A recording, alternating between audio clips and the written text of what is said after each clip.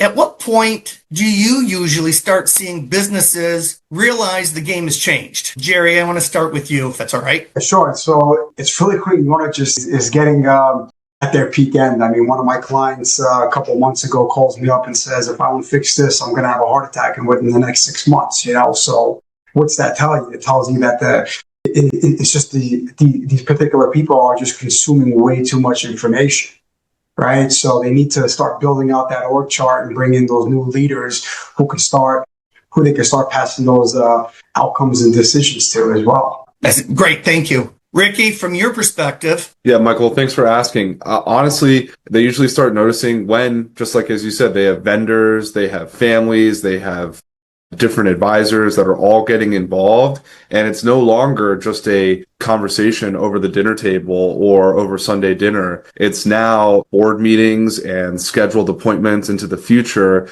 that need to be understood, and advisors often become siloed and they're not talking to each other, and the owner is none the wiser about how big this problem has become, and they need someone to help champion them through that. So thank you for that. Yeah. Roey, you've got a unique perspective on this. Well, I would just say that when they figure out that the race they're running is a relay race and that the real issue is passing the baton, and that's the issue that I find is all of a sudden they realize that, hey, if I don't become successful at that, and I can tell you the war stories, we've made all the mistakes over all these years. If they don't get that right, then they've lost it, right? So that's the issue. Love that. I love that passing of the baton analogy. Anthony, from your perspective? Yeah, you talked about the industry. It's already a complex, volatile industry between workforce shortage, material, supply chain issues, things like that, lack of volatile backlog, I would say.